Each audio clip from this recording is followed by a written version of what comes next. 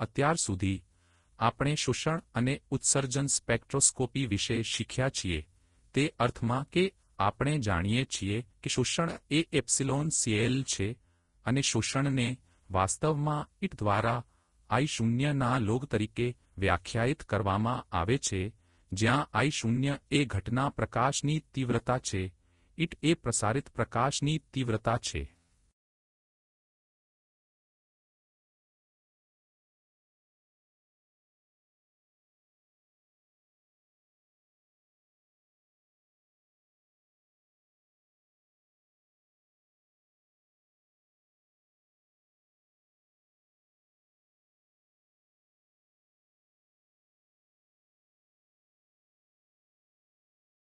અને આપણે એ પણ શીખ્યા કે બિન પ્રતિબિંબિત શોષણ નમૂના માટે ઇટ એ ફક્ત I0 IES છે, કારણ કે IES એ આપણા માટે મહત્વપૂર્ણ જથ્થો છે. મને તેને તે રીતે લખવા દો. આપણે અભ્યાસ કર્યો છે કે ઉત્સર્જન સ્પેક્ટ્રોસ્કોપી માટે φEM ઉત્સર્જન ક્વોન્ટમ ઉપજ તરીકે ઓળખાતી કંઈક વ્યાખ્યાયિત કરી જે IABS દ્વારા ભાગ્યા IEM દ્વારા આપેલ છે.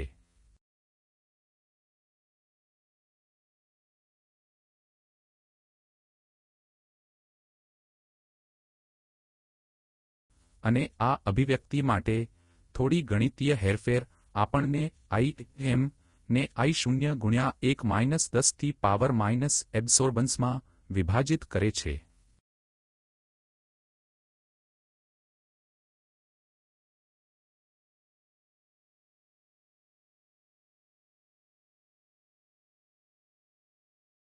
અને પછી આપણે કહ્યું કે જો આપણી પાસે હવે કોઈ સાધન છે જેના દ્વારા આપણે શોષણ રેકોર્ડ કરી શકીએ, તો આપણી પાસે એક સાધન છે જેના દ્વારા આપણે ઉત્સર્જિત પ્રકાશની ઉત્સર્જકની તીવ્રતાને રેકોર્ડ કરી શકીએ છીએ. પછી આપણે ઉત્સર્જનની ક્વોન્ટમ ઉપજ પણ નક્કી કરવામાં સક્ષમ બનવું જોઈએ. હવે આપણે શા માટે કોઈ ઉત્સર્જન ક્વોન્ટમ ઉપજ નથી ઈચ્છતા તે પછીથી આવશે, પરંતુ ચાલો પહેલા જોઈએ કે તે કેવી રીતે નોંધવામાં આવે છે. આને સ્પેક્ટ્રોફોટોમીટર તરીકે ઓળખાતા સાધનોનો ઉપયોગ કરીને રેકોર્ડ કરવામાં આવે છે. જો તમે શોષણ સ્પેક્ટ્રમ સાથે કામ કરો છો તો તેને શોષણ સ્પેક્ટ્રોફોટોમીટર કહેવામાં આવે છે. જો તમે ઉત્સર્જન સ્પેક્ટ્રમ સાથે કામ કરી રહ્યા છો તો તેને ઉત્સર્જન સ્પેક્ટ્રોફોટોમીટર કહેવામાં આવે છે. ઉત્સર્જન સ્પેક્ટ્રોફોટોમીટર કેટલીકવાર વધુ વિશિષ્ટ હોઈ શકે છે. તેમાંના કેટલાક એવા હોઈ શકે છે કે તેઓ તમને ફ્લોરોસન્સ જોવાની મંજૂરી આપે છે, તેમને ફ્લોરોમીટર વગેરે કહેવામાં આવે છે. ફ્લોરોસન્સ શું છે તેની આપણે ચર્ચા કરી નથી, છતાં આપણે તે પછીથી કરીશું. હવે ચાલો જોઈએ કે લાક્ષણિક સ્પેક્ટ્રોફોટોમીટરની અંદર શું છે. તમે સ્પેક્ટ્રોફોટોમીટર પાસેથી શું અપેક્ષા રાખો છો? આઉટપુટ શું છે? જેમ કે મેં અગાઉના એક મોડ્યુલમાં કહ્યું હતું કે આઉટપુટ આ પ્લોટ છે, ત્યાં x અક્ષ એ ઉર્જા અથવા તેનું અમુક માપ છે અને y અક્ષ તીવ્રતા અથવા તેનું અમુક માપ છે. તેથી જો તમે શોષણ વર્ણપટ કહેવા માંગતા હો તો આપણે જાણીએ છીએ કે અહીં આપણે શોષણ લખવા જઈ રહ્યા છીએ. જો તમે y અક્ષમાં ઉત્સર્જન વર્ણપટ વિશે વાત કરી રહ્યા છો તો આપણે ઉત્સર્જનની તીવ્રતા લખીશું. અને પછી આપણે એક પ્લોટ જોવાની અપેક્ષા રાખીએ છીએ જે કદાચ આવું કંઈક દેખાય છે.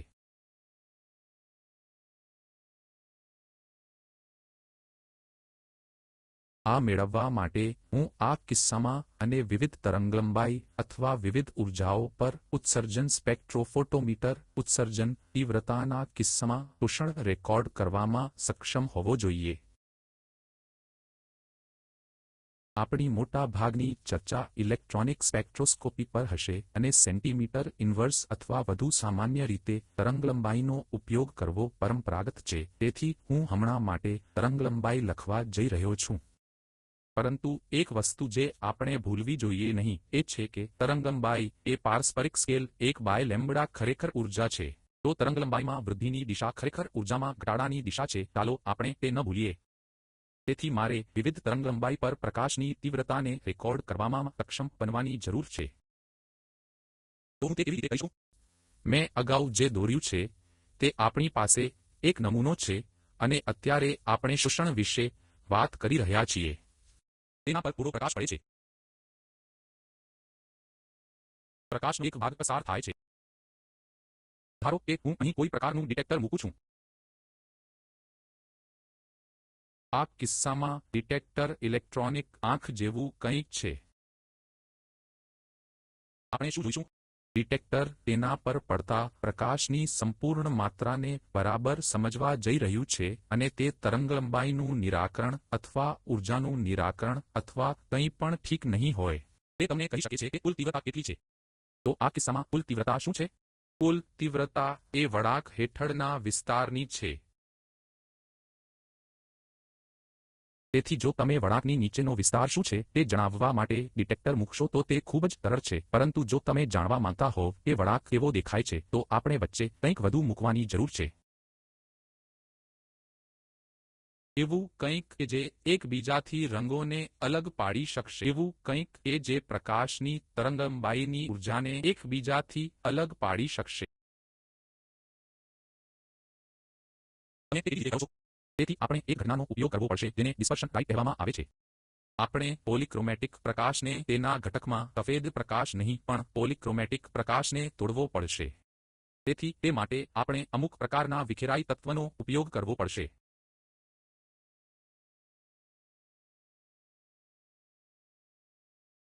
શું કોઈએ પ્રયોગશાળાની બહાર ફરી એકવાર કોઈ વિખેરાઈ જતું તત્વ જોયું છે? દરેક વ્યક્તિએ મેઘધનુષ્ય જોયું છે અને તમે તેને શા માટે જુઓ છો તેનું કારણ એ છે કે તમારી પાસે હવામાં પાણીના ટીપાં છે જે વિખેરતા તત્વ તરીકે કામ કરે છે અને મને લાગે છે કે આપણે બધાએ ન્યૂટનનો આ પ્રખ્યાત પ્રયોગ વાંચ્યો છે.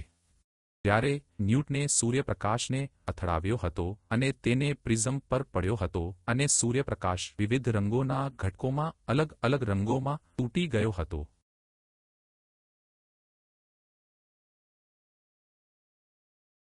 તો આ સપ્તરંગી તૈયાર કરવાની એક રીત છે. તો આપણે અનિવાર્યપણે શું કરવાનું છે કે આ પ્રકાશમાંથી આપણે મેઘધનુષ તૈયાર કરવું પડશે અને પછી આપણે તે મેઘધનુષના જુદા જુદા ભાગોને જુદા જુદા સમયે ડિટેક્ટર પર પડવા પડશે. તે આપણું કામ છે. તમે કેવી રીતે કરો છો? તમે પ્રિઝમનો ઉપયોગ કરી શકો છો. હવે કોઈ પણ પ્રિઝમનો ઉપયોગ કરતું નથી. કારણ કે પ્રિઝમમાં જે થાય છે તે એ છે કે પ્રકાશ ખરેખર અમુક માત્રામાં કાચ અથવા સોડિયમ ક્લોરાઇડ અથવા જે પણ હોય તેમાંથી પસાર થાય છે અને ત્યાં નિશ્ચિતપણે થોડું શોષણ થાય છે. તેથી તમે પ્રકાશ ગુમાવો છો, તમે સંકેત ગુમાવો છો. તેના બદલે પસંદગીનું વિખેરાઈ જતું તત્વ ગ્રેટિંગ છે.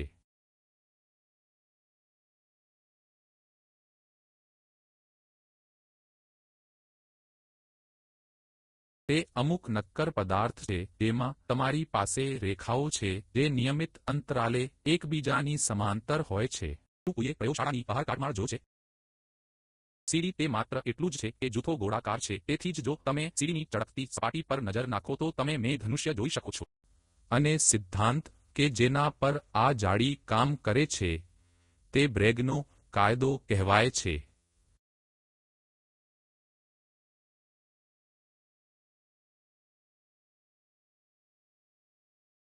તે શું છે? n લેમ્બડા બરાબર 2d sin થીટા. તે અનિવાર્યપણે શું કહે છે કે વિવિધ તરંગલંબાઈઓ જુદી જુદી દિશામાં મુસાફરી કરે છે. તેથી આ લેમ્બડા 1 પર પડતો પોલિક્રોમેટિક પ્રકાશ આ દિશામાં જશે, લેમ્બડા 2 આ દિશામાં જશે. d શું છે? d એ જમણી બાજુએ આંચો વચ્ચેનું અંતર છે. તો તમે મેઘધનુષ બનાવ્યું છે. હવે શું થાય છે? એક વિકલ્પ એ છે કે હું મારા ડિટેક્ટરને અહીં અને અહીં લઈ જાઉં છું જે એટલું સરળ નથી. તેથી સામાન્ય રીતે જે કરવામાં આવે છે તે છે સૌ પ્રથમ તમે સ્લિટમાં મૂકો. સ્લિટ શું છે? સ્લિટ એ બે નક્કર પ્લેટ જેવું હોય છે જેની વચ્ચે ખૂબ જ સાંકડી છિદ્ર હોય છે. જો હું અહીં સ્લિટનો ઉપયોગ કરું, જે રીતે મેં તેને અહીં દોર્યું છે તે એ છે કે આ નક્કર પ્લેટો છે. તેમાંથી કોઈ પ્રકાશ હશે નહીં પરંતુ તેમની વચ્ચે એક અંતર છે. તેથી અહીં જે પણ પ્રકાશ હશે તે તેમાંથી પસાર થશે અને તમે સમજી શકો છો કે આ પ્રકાશ જે પસાર થાય છે તેની ચોક્કસ તરંગલંબાઈ હશે. અલબત્ત તે વત્તા ઓછા ડેલ્ટા લેમ્બડામાં અમુક લેમ્બડા હશે. તેથી હવે જો હું કંઈક કરું તો હું એક સ્લિટ મૂકું છું. મારી પાસે એક ગ્રેટિંગ છે અને હું ગ્રેટિંગને ફરતી બેન્ચ પર મૂકું છું. તેથી જ્યારે ગ્રેટિંગ આ સ્થિતિમાં હોય ત્યારે કેટલીક તરંગલંબાઈ લેમ્બડા એન પસાર થાય છે અને જો હું ગ્રેટિંગને આ રીતે ફેરવીશ તો કેટલીક અન્ય તરંગલંબાઈ પસાર થશે. તેથી આ રીતે હું પસંદ કરી શકું છું કે કયો રંગ સ્લિટમાંથી પસાર થાય છે અને મારે મારા ડિટેક્ટરને ખસેડવાની જરૂર નથી. ડિટેક્ટર અહીં સરસ રીતે બેસી શકે છે. તેથી આ એક વિખેરાઈ રહેલું તત્વ છે અને આ સંયોજનને એકવિધ રંગદ્રવ્ય કહેવામાં આવે છે.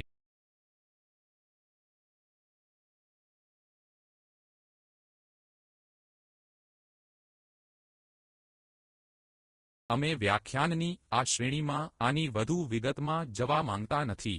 ફરી એકવાર જેને રસ હોય તે કૃપા કરીને સ્પેક્ટ્રોસ્કોપી પરની અમારી વ્યાખ્યાન શ્રેણીમાંથી પસાર થાય. ત્યાં આપણે આ વિશે થોડી વધુ વિગતવાર વાત કરી છે અને જો તમારે વધુ જાણવું હોય તો હું સૂચવીશ કે તમે સ્કોગનું પુસ્તક વાંચો. તે રાસાયણિક સાધનો વિશે છે. તે સ્કોગ અને કોઈક છે પણ હું બીજું નામ ભૂલી ગયો છું. તે સામાન્ય રીતે પુસ્તક શોધવા માટે પૂરતું છે, બરાબર? તેથી તમારે મોનોક્રોમેટરની જરૂર છે. તો ચાલો આપણે આને થોડું સાફ કરીએ. અમે શું કહ્યું? આપણી પાસે પ્રકાશ છે, આપણી પાસે નમૂના છે અને કદાચ હું અહીં મોનોક્રોમેટર મૂકીશ. મને મોનોક્રોમેટર જોઈએ છે. હું ઈચ્છું છું કે ચોક્કસ તરંગલંબાઈનો પ્રકાશ અમુક લેમ્બડા 1 માંથી પસાર થાય.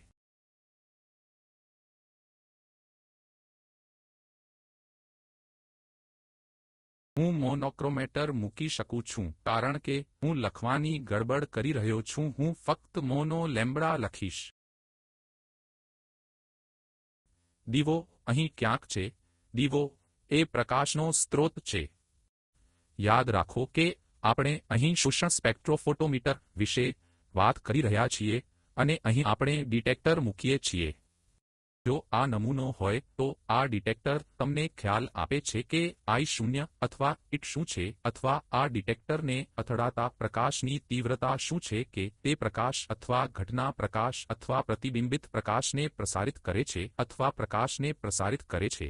તો આ ડિટેક્ટર તમને ઇટ આપે છે પણ મને I0 ની પણ જરૂર છે. તે કરવાની 2 રીતો છે. પ્રથમ 2 વાર માપન કરો, નમૂના લો અને નમૂના ન લો. તેથી તે રીતે કામ કરતા સ્પેક્ટ્રોફોટોમીટરને સિંગલ બીમ સ્પેક્ટ્રોફોટોમીટર કહેવામાં આવે છે. પરંતુ સ્પ્લિટ બીમ સ્પેક્ટ્રોફોટોમીટર વધુ સામાન્ય છે, જેને ક્યારેક ડ્યુઅલ બીમ સ્પેક્ટ્રોફોટોમીટર કહેવાય છે. તમે શું કરો છો તે તમે બીમ સ્પ્લિટરમાં મૂકો છો. તમે બીમ સ્પ્લિટરને આંશિક રીતે પ્રતિબિંબિત કરતા અરીસા તરીકે વિચારી શકો છો. સામાન્ય રીતે શોષણ સ્પેક્ટ્રોફોટોમીટર્સમાં તમે 50% પરાવર્તકતા સાથે અરીસાનો ઉપયોગ કરવા માંગો છો. 50% પ્રકાશ પસાર થાય છે, 50% પ્રતિબિંબિત થાય છે અને અહીં કંઈ પણ શોષાય નથી. તો અહીં શું થશે કે I0 આ દિશામાં ઇટ હશે વત્તા ઇર હું પ્રતિબિંબિત કરું છું પરંતુ તે ઇટ ખરેખર આ માટે I0 હશે. તેથી તે અહીં જાય છે. અને પછી તમારી પાસે સંપૂર્ણપણે પ્રતિબિંબિત થતો અરીસો છે જે તમે સંદર્ભમાં મૂકો છો. સંદર્ભ શું છે? ધારો કે તમે દ્રાવણના તબક્કામાં પ્રયોગ કરી રહ્યા છો. ત્યાં કેટલાક દ્રાવક હોય છે જે સામાન્ય છે કે તમે તે જ દ્રાવકને સંદર્ભ બાજુએ મૂકો છો. તેથી પ્રકાશ તેમાંથી પસાર થાય છે. અહીં બીજો ડિટેક્ટર છે અને તે મને I0 નો ખ્યાલ આપે છે. અને પછી બધા સાધનો કોમ્પ્યુટર દ્વારા ચલાવવામાં આવે છે અને કોમ્પ્યુટર ગણિત કરવામાં સારું છે. તેથી આ તમને કમ્પ્યુટર આપે છે તે તમને ઇટ દ્વારા I0 ના લોગ બરાબર આપે છે.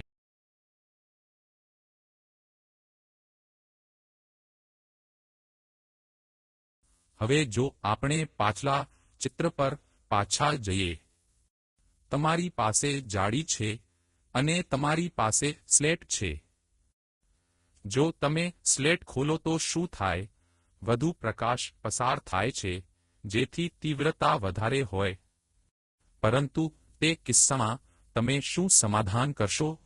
તેથી લાક્ષણિક શોષણ સ્પેક્ટ્રોફોટોમીટરમાં તમે ખરેખર જે તીવ્રતામાંથી પસાર થઈ રહ્યા છો તેની કાળજી લેતા નથી. તમે ગુણોત્તર લેવા જઈ રહ્યા છો. તેથી તમે માપવા માંગો છો કે તમે નાની સ્લિટ પહોળાઈ રેકોર્ડ કરવા માંગો છો.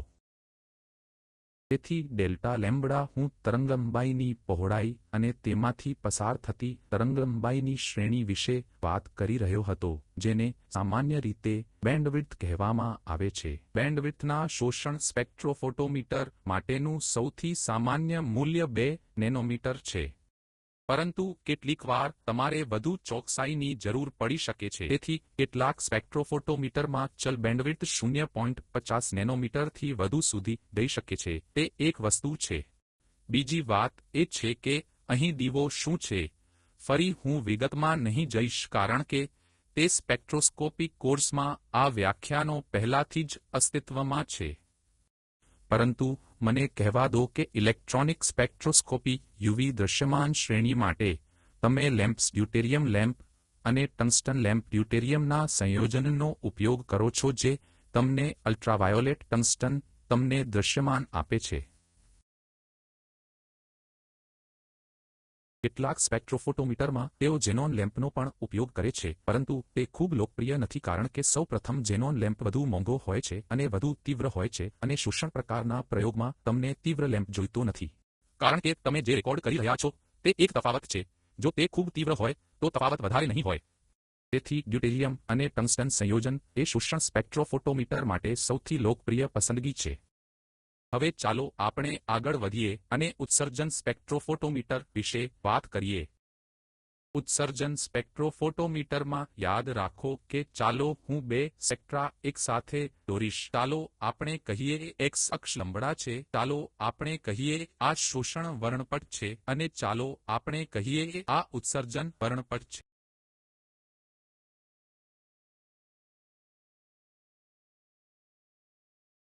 ઉત્સર્જન સામાન્ય રીતે શોષણ કરતા ઓછી ઊર્જા પર થાય છે. કારણ સમજવું ખૂબ મુશ્કેલ નથી. હવે વાત એ છે કે ઉત્સર્જન મેળવવા માટે યાદ રાખો કે હું તે પ્રથમ આકૃતિ દોરીશ જે મેં તમને દોર્યું છે. તે ક્યાંક ઉત્તેજક છે અને પછી ઉત્સર્જન થાય છે. અને ખાસ કરીને ઇલેક્ટ્રોનિક સ્તરો માટે તે એટલું સરળ નથી કે તમારી પાસે સંકળાયેલ કંપન સ્તર છે અને તે બધા ઉત્સર્જન હંમેશા સૌથી નીચા કંપન સ્તરથી થાય છે. તો સવાલ એ છે કે હું શા માટે ઉત્તેજિત કરું છું? હું અહીં જુદા જુદા નમૂનાઓ માટે અલગ અલગ પરમાણુઓ માટે અલગ અલગ ઉત્તેજના તરંગલંબાઈની જરૂર પડી શકે છે. તેથી ઉત્સર્જન સ્પેક્ટ્રોફોટોમીટરમાં એક મોનોક્રોમેટરને બદલે 2 છે. સૌ પ્રથમ તમારી પાસે આ પ્રકાશ સ્રોત છે અને યુવી દૃશ્યમાન શ્રેણી માટેનો પ્રકાશ સ્રોત સામાન્ય રીતે ઝેનોન લેમ્પ છે. જ્યારે આપણે પ્રયોગશાળામાં જઈશું ત્યારે આપણે ખરેખર તમને બતાવીશું કે ઝેનોન લેમ્પ કેવો દેખાય છે. પરંતુ ઝેનોન લેમ્પ તમને સફેદ પ્રકાશ આપે છે. હકીકતમાં તમે ખરેખર રસ્તા પર ઝેનોન લેમ્પ જોયો હશે. કદાચ ક્યારેક તમે આ કારને ખૂબ જ તેજસ્વી હેડલાઇટ સાથે જોશો. તેથી તે મોંઘી કાર છે જે ઝેનોન લેમ્પ હેડલાઇટથી સજ્જ છે. તેથી તે ખૂબ જ તેજસ્વી છે. કારમાં નિયમિત હેડલાઇટ બધા ટંગસ્ટન લેમ્પ એટલા તેજસ્વી નથી પરંતુ એટલા તેજસ્વી નથી. તેથી સામાન્ય રીતે ઝેનોન લેમ્પનો ઉપયોગ 2 કારણોસર થાય છે. પ્રથમ તો ઝેનોનનું આઉટપુટ સ્પેક્ટ્રમ અલ્ટ્રાવાયોલેટથી IR સુધી જાય છે. એટલી વિશાળ પહોળાઈ જેથી તમે ગમે તે તરંગલંબાઈ મેળવી શકો. બીજું, તે તીવ્ર પ્રકાશનો સ્રોત છે. હવે શોષણ સ્પેક્ટ્રોસ્કોપીથી વિપરીત જ્યારે તમે ઉત્સર્જન કરો છો ત્યારે તમને પ્રકાશનો તીવ્ર સ્ત્રોત જોઈએ છે. શા માટે? યાદ રાખો કે IEM એ φEM ઉત્સર્જનની ક્વોન્ટમ ઉપજને IELTS દ્વારા ગુણાકાર બરાબર છે.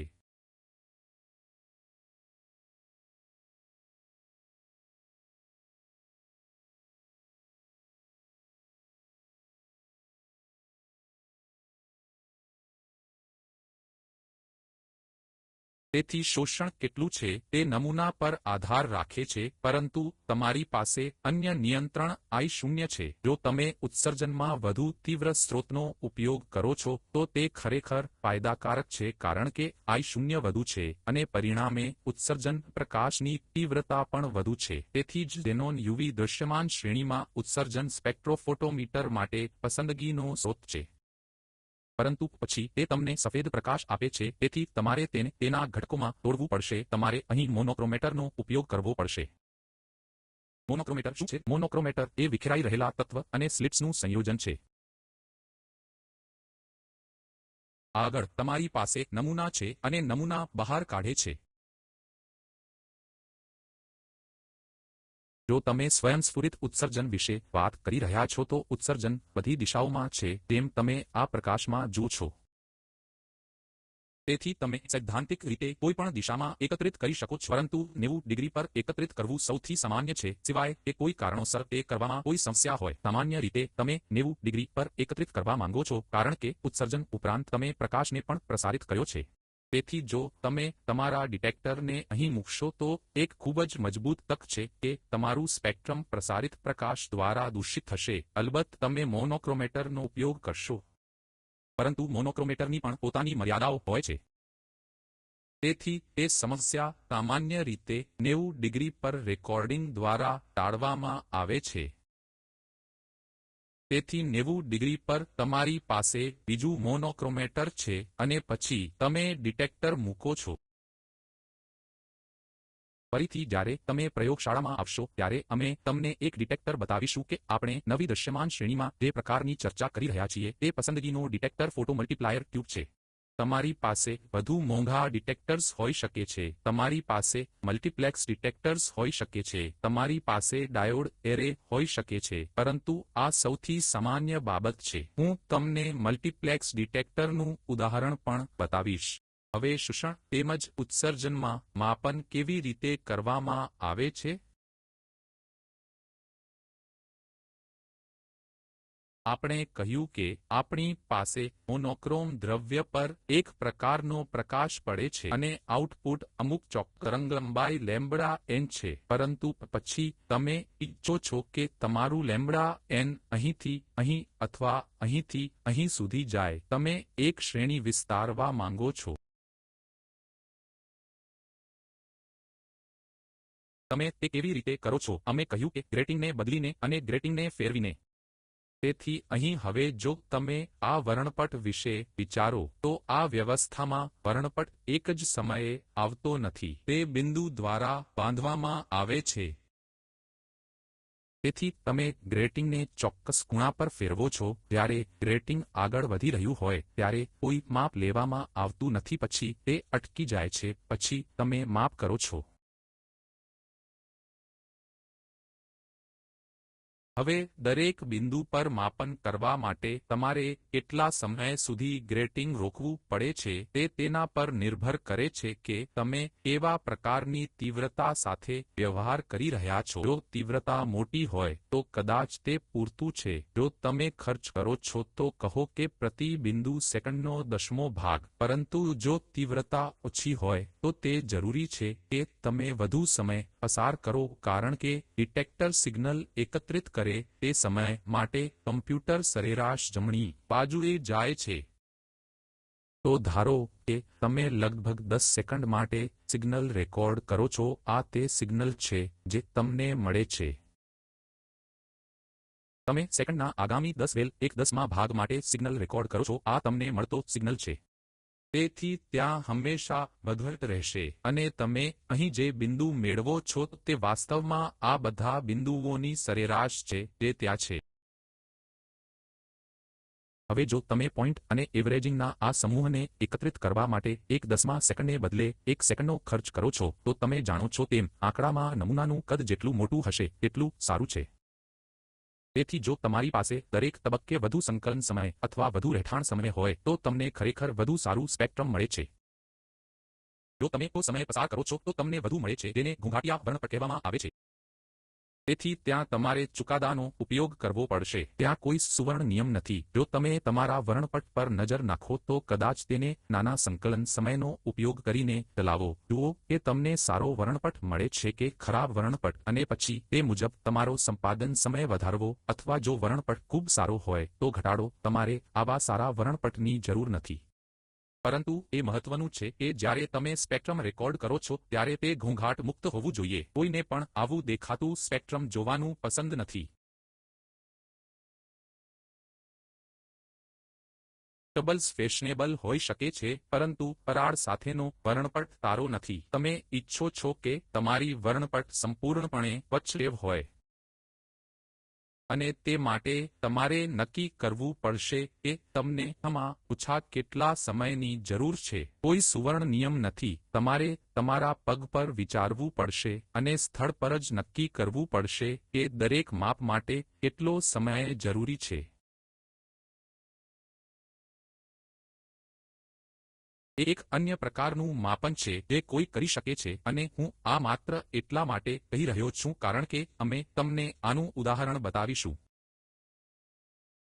ચાલો આપણે કહીએ કે તમારી પાસે આ ગ્રેટિંગ છે, તેના પર પોલિક્રોમેટિક પ્રકાશ પડ્યો છે અને તેને વિવિધ ઘટકોમાં વિભાજિત કરવામાં આવ્યો છે. આપણે અત્યાર સુધીની ચર્ચામાં કહ્યું છે કે આપણે એક સ્લિટ મૂકીએ છીએ અને એક સમયે માત્ર એક જ તરંગલંબાઇ વધશે અને આપણી પાસે એક ડિટેક્ટર હશે. પરંતુ હવે એક નહીં પણ સેંકડો ડિટેક્ટર હોય તે શક્ય છે. તો અહીં દરેક બિંદુ ડિટેક્ટર છે અને તમે ખરેખર આનાથી પણ પરિચિત છો. તમારો સેલ ફોન કેમેરા મૂળભૂત રીતે આના જેવા ડિટેક્ટરથી બનેલો છે. તે વધુ જટિલ છે. અહીં મેં ડિટેક્ટર્સની એક પરિમાણીય શ્રેણી દોરી છે. ટેલિફોન કેમેરામાં 2 પરિમાણીય શ્રેણી છે. તેથી જો તમારી પાસે આવું કંઈક હોય તો તમે ખરેખર એક શોટમાં સ્પેક્ટ્રમ મેળવી શકો છો. તો તમારે તેને પોઈન્ટ બાય પોઈન્ટ કરવાની જરૂર નથી. પરંતુ તે પછી પણ ભૂલશો નહીં કે જે બન્યું છે તે એ છે કે આખું સ્પેક્ટ્રમ એક જ સમયે આવ્યું છે કારણ કે આ દરેક ડિટેક્ટરે ખરેખર કંઈક રેકોર્ડ કર્યું છે. ત્યાં સંપાદનનો સમય પણ મહત્વપૂર્ણ છે. તેમ છતાં બધું એક જ સમયે રેકોર્ડ કરવામાં આવે છે. જો તમારો સંપાદન સમય પૂરતો ન હોય તો સ્પેક્ટ્રમ ઘોંઘાટ કરશે. હકીકતમાં આપણે તમને બતાવવા જઈ રહ્યા છીએ તે ઉદાહરણમાં આપણને ઘોંઘાટિયા વર્ણપટ મળે છે કારણ કે આપણને ત્યાં સચોટ માપનની જરૂર નથી. તેથી તમે પોઈન્ટ ડિટેક્ટરનો ઉપયોગ કરો છો કે એરે ડિટેક્ટરનો ઉપયોગ કરો છો તેનાથી કોઈ ફરક પડતો નથી. તે નક્કી કરવું મહત્વપૂર્ણ છે કે કયા પ્રકારનો સંપાદન સમય. સારા સ્પેક્ટ્રમ મેળવવા માટે તમારે એવા પ્રકારના એકીકરણ સમયની જરૂર છે. આપણે આ નોંધ પર અટકીએ છીએ કે અમે ઉત્તેજના સ્પેક્ટ્રમના સંદર્ભમાં કંઈક બીજું વાત કરવા માંગીએ છીએ પરંતુ તે રાહ જોઈ શકે છે. જ્યારે અમને કોઈ સમસ્યા આવે ત્યારે અમે તેના વિશે વાત કરી શકીએ છીએ પરંતુ ચાલો આજે અહીં રોકાઈએ. બીજા દિવસે આપણે ખરેખર તમને પ્રયોગશાળામાં સાધનો બતાવવા જઈ રહ્યા છીએ અને પછી કદાચ આપણને ઉત્તેજના સ્પેક્ટ્રમ વિશે વાત કરવાની તક પણ મળશે.